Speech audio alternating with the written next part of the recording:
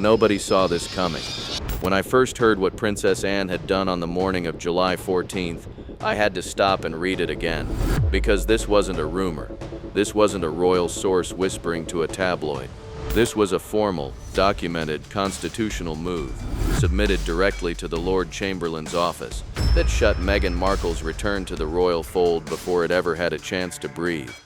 Anne walked into that office with a document in her hand and a decision already made. Named Meghan by name, cited the Netflix series, cited the book, listed the damage line by line, in language so precise, so institutional, so final, that no one could appeal it, soften it, or quietly walk it back. And when Catherine heard the news that same evening, she broke down. Not from grief, but from relief so deep and so long overdue that it finally cracked something open in a woman who has held herself together through things most people will never understand. Meghan believed the door was open.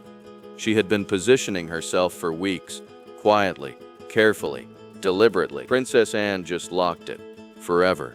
So here's what happened. The morning of July 14th began like any other at Windsor. Staff moved through corridors in the particular silence that defines early palace hours. Measured footsteps, lowered voices, the kind of institutional quiet that has absorbed 1,000 years of secrets without ever once giving them back. But something was different that morning. Princess Anne was already moving, not with the unhurried pace of a royal beginning her day, with the particular energy of a woman who has already made a decision and is simply now executing it. 73 years old, 50 years of royal duty behind her, the most decorated woman in British history. And on the morning of July 14th, she was carrying a document that would change everything. She had been awake since 5. The document in her hand was not a personal letter. It was a formal constitutional objection, precise, institutional, and devastating, submitted directly to the Lord Chamberlain's office, the highest administrative authority in the royal household. Anne didn't knock. She walked in, set the document down, and left. 3 pages, single-spaced, every line sourced, every claim documented, and at the top, in the formal language of palace procedure, a single demand, a full institutional review before any decision could be made regarding Meghan Markle's proposed return to royal engagements. Let that land for a moment. Anne had invoked a specific palace protocol, one that governs the re-entry of individuals who have publicly and demonstrably damaged the institution. It exists for exactly this kind of situation. And in 50 years of royal life, Anne had never once invoked it, until July 14th. The document named Meghan directly. It cited the Netflix series, 4 episodes of which were dedicated to detailed accusations against the royal family, broadcast to a global audience of millions. It cited the book, it cited the Oprah interview, and then it did something no one expected. It listed the institutional damage in sequence, methodically, chronologically, like a legal brief. The recruitment difficulties in palace staffing following the racism allegations, the diplomatic complications in Commonwealth nations following the broadcast, the documented impact on charitable foundation partnerships, the security and protocol precedents broken during the Sussexes' final months as working royals, line by line, damage by damage, and at the bottom, above Anne's signature, a single concluding paragraph that the Lord Chamberlain would later describe to a senior aide as, and I want you to note this exact phrase, unambiguous. The review was triggered within the hour. By 9:15 that morning, the courtier who had submitted the original reconciliation proposal was informed that the matter had been placed under formal review. No timeline given. The proposal, weeks in the making, carefully worded, submitted through back channels specifically to avoid exactly this kind of institutional response, was effectively frozen. By midday, word had reached the Sussex camp through back channels of their own. There was no graceful response, just silence, the particular silence of people who genuinely believed the door was open and have just heard it close.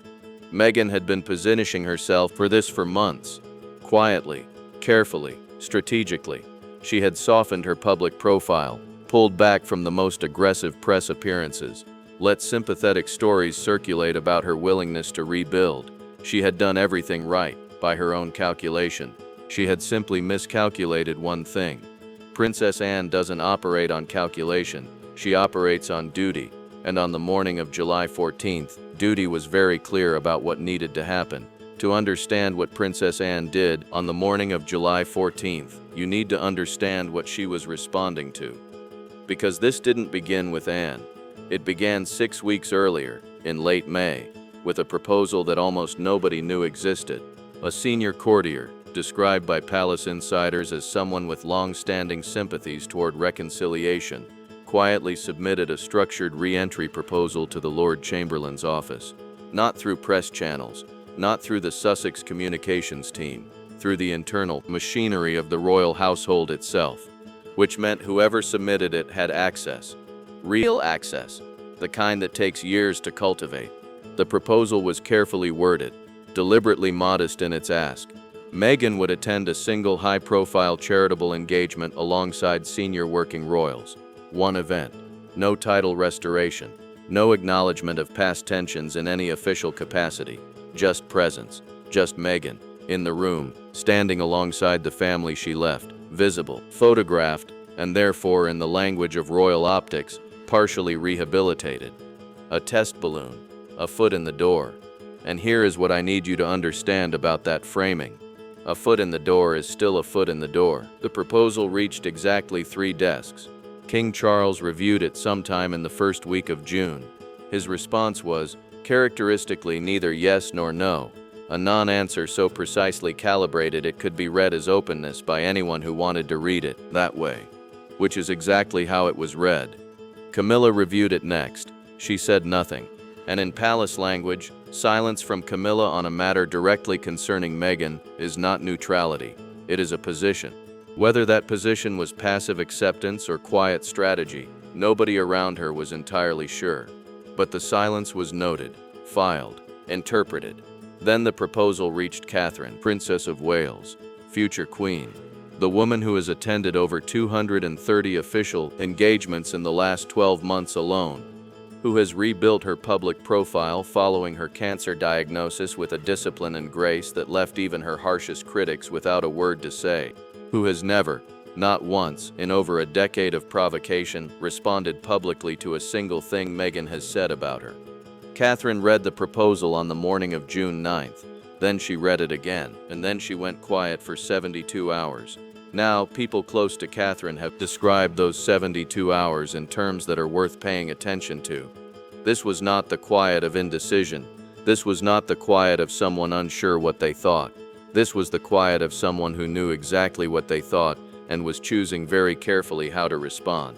Because Catherine understood something that the courtier who submitted that proposal perhaps did not fully appreciate.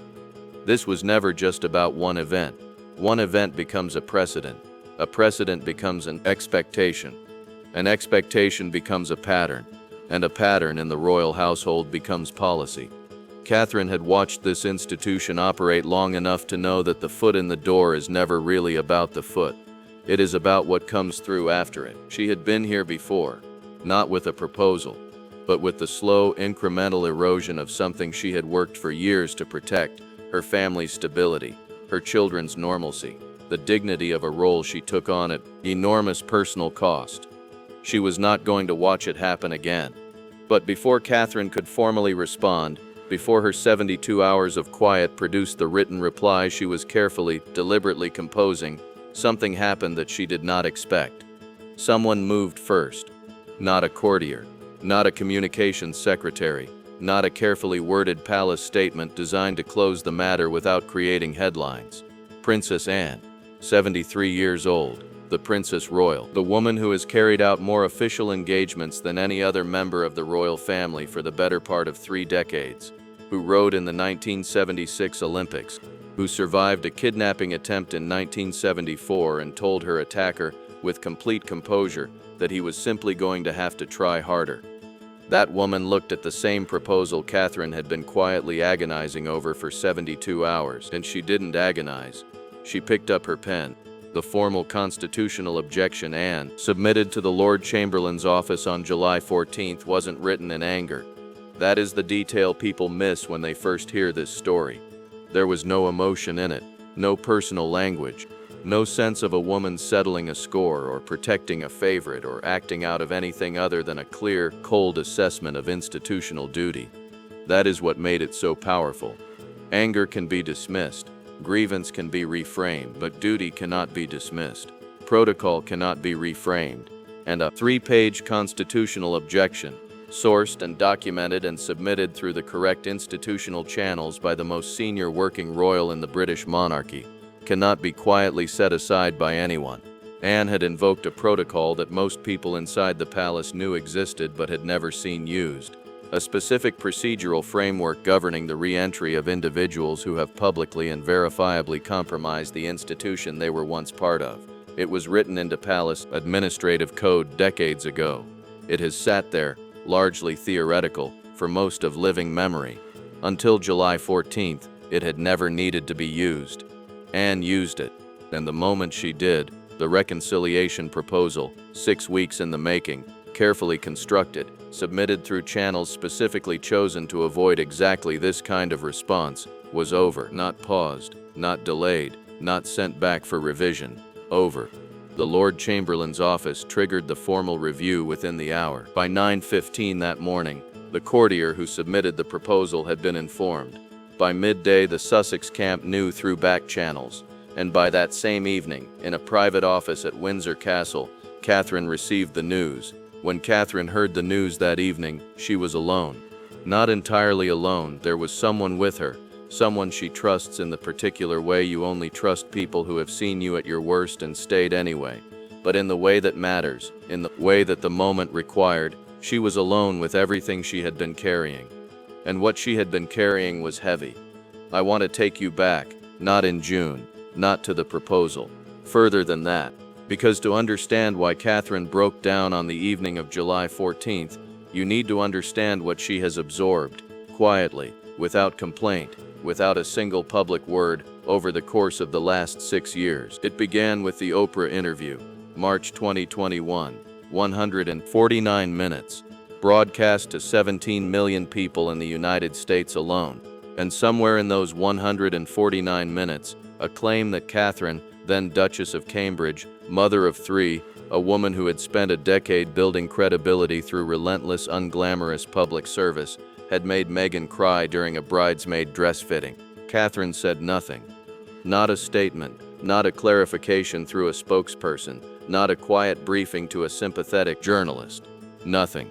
She went to work the next morning. She attended her scheduled engagements. She smiled for the cameras outside a school in East London and answered questions about the children's reading program she was there to support, and gave absolutely no indication that 17 million people had watched someone she once considered a sister-in-law describe her as the kind of woman who makes brides cry at their own dress fittings. That was 2021. Then came the book, October 2023, 416 pages.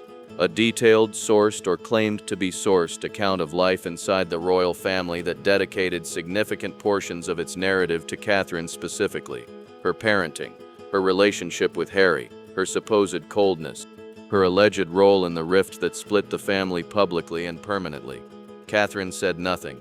Then the Netflix series, December 2022, 6 episodes, watched by a global audience that at its peak made it the most viewed documentary series in the platform's history. And woven through those 6 episodes, again and again, a portrait of Catherine as part of an institution that had failed Meghan, distant, unwelcoming, complicit in a system that ground her down. Catherine said nothing. Understand what that silence cost her. This is not a woman without opinions, without feelings, without the perfectly reasonable human desire to defend herself against accusations broadcast to the largest possible audience with maximum emotional impact. Catherine is intelligent, composed, and deeply aware of the institution she represents, but she is also a person, a wife, a mother. She said nothing because she understood something Meghan perhaps never did. The monarchy does not defend itself in public. It absorbs, it continues, because every time it responds, it legitimizes. So Catherine endured. Through the cancer diagnosis in early 2024, her own, announced publicly with a dignity that silenced even the most committed critics, she endured. Through the months of treatment and recovery and careful, calibrated return to public life, Through the extraordinary pressure of maintaining the appearance of institutional stability while managing her own mortality in private, she endured all of it. And then, on the morning of June 9th, she sat down at her desk and read a proposal suggesting that the woman responsible for a significant portion of what she had endured should be welcomed back into a room she had never deserved to leave in the first place.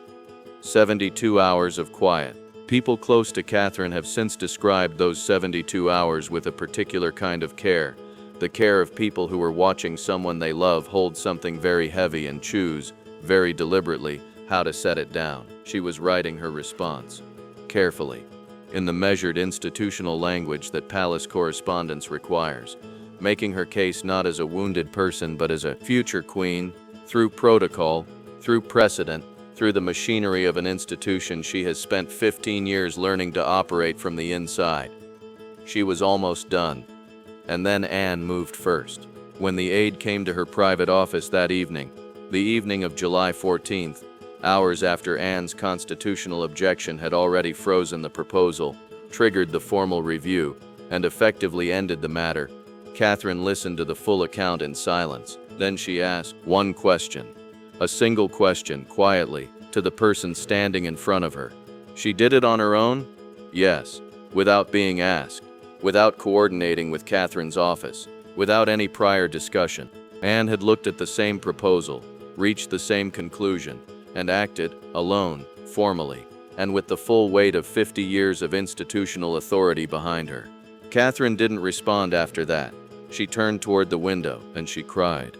Not the controlled private grief of a woman managing her emotions, the kind of crying that happens when something you have been holding for a very long time is finally, unexpectedly, taken from your hands by someone who understood, without being told exactly how long you had been holding it. Relief, gratitude, and underneath both of those, something older and deeper, the particular exhaustion of a woman who has spent 6 years being asked, implicitly and explicitly, to be bigger than the situation, to rise above, to not dignify it with a response, to trust that the institution would eventually correct itself. And on the evening of July 14th, the institution finally did. It didn't make a statement. It didn't hold a press conference.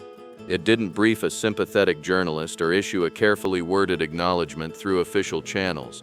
It simply did what institutions are supposed to do when they are functioning correctly. It protected itself, formally, procedurally, finally. There is a particular kind of strength that looks, from the outside, like stillness. Catherine has it, has always had it. It is the quality that allows a woman to stand at a podium 3 weeks after announcing a cancer diagnosis and deliver a speech about childhood literacy with complete composure, that allows her to exist, day after day, inside an institution that demands everything and acknowledges almost nothing, and do it without once letting the seams show. It is not the absence of feeling, it is the management of it. Disciplined, practiced, relentless. And on the evening of July 14th, that management failed. The aide who brought her the news has been with Catherine long enough to know her rhythms, long enough to read the particular quality of her silences. Which ones mean she is thinking? Which ones mean something is landing somewhere too deep for an immediate response? This was the second kind. Catherine listened without interrupting. Anne's constitutional objection, the Lord Chamberlain's office, the formal review triggered within the hour, the proposal frozen, the Sussex camp informed, the matter closed, before Catherine had even submitted her own response. 50 years of institutional authority deployed in a single morning. She absorbed all of it. Then she asked one question. She did it on her own? The aide nodded. No coordination, no prior discussion, no request for alignment. Anne had seen the proposal, made her assessment, and acted, alone, formally, without asking anyone's permission. Catherine turned toward the window. Outside Windsor in July. The long evening light that makes the grounds look like something painted rather than real. And then she cried. Not from triumph. From the specific, almost unbearable relief of being seen. 6 years of absorbing accusations in public silence. Of watching her name attached to claims she never answered. Of standing at charity events and military ceremonies while somewhere across an ocean, a carefully managed press operation kept positioning her as the villain in someone else's story. She had held the line through the Oprah interview, through the book, through the Netflix series, through her own cancer diagnosis, never briefing against Meghan, never authorizing a single line of response. She had held the line, alone, for 6 years. And then someone, without being asked, without being guided, had looked at the same situation and decided that enough was enough. That is what broke Catherine open, not the outcome. The fact that someone had seen clearly and simply acted on what they saw. There is a particular loneliness in being strong for a very long time. Catherine had lived inside that loneliness for 15 years, and on the evening of July 14th, a formal constitutional objection submitted at 5 in the morning had told her, more clearly than any conversation could, that she didn't have to carry it anymore. The tears didn't last long, but the person in the room would later say they had never seen her cry like that. Not at the diagnosis, not during treatment. Only then. Only when she finally didn't have to be strong enough for both of them. The Lord Chamberlain's office does not move slowly. The formal review convened within hours of Anne's submission on July 14th. Not days, hours. By 10 o'clock that morning, 3 senior members of the office had already begun the procedural assessment that Anne's constitutional objection required. Not a debate, not a committee deliberation, stretched across careful diplomatic positioning. A procedural assessment, methodical, dispassionate, governed entirely by the protocol Anne had invoked. The question before them was not whether Meghan deserved a second chance, whether reconciliation was, in the abstract, a noble goal, whether the Sussex marriage had suffered enough. The question was simpler than that.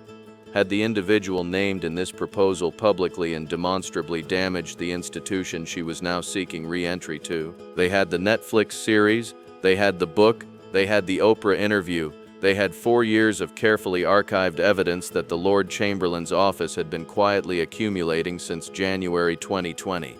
They didn't need long. The formal ruling was issued on July 17th. No press release, no public statement, just a letter, formal, brief, 3 paragraphs, delivered to the courtier who had submitted the original proposal. The proposed engagement would not be proceeding. The matter was reviewed. The matter was closed. 7 sentences. Final. The Sussex camp heard through back channels the same day, and for the first time in 4 years, the communications apparatus that had demonstrated remarkable skill at shaping narratives and managing optics produced absolutely nothing. Just silence. They had accounted for Charles. They had accounted for Camilla's silence. They had accounted for the sympathetic courtier and the carefully worded proposal and the modest ask of a single, charitable engagement. They had read every signal correctly and built a strategy around what they read. They had not accounted for Princess Anne. That was the miscalculation that cost them everything. By the evening of July 17th, Catherine received formal confirmation from the Lord Chamberlain's office directly. She read the letter once, set it down, sat quietly for a long moment. No tears this time. That had been July 14th, the unexpected gift of not carrying it alone. This was different. This was the institution speaking in its own language, telling her it was done. She picked up the letter again, read the final paragraph. 7 sentences, 3 paragraphs. The spare administrative language of a ruling that would never appear in a newspaper and never become the public confrontation that perhaps everyone had always assumed would be required to finally close this chapter. No drama, no spectacle, just the quiet, permanent machinery of an institution older than any of them, doing exactly what it was built to do. If this story moved you, if you believe the crown is worth what Catherine and Anne are quietly doing to protect it, share this with someone who needs to hear it, and stay close, because this chapter may be closed. But the story of what Catherine is building inside that institution is only just beginning.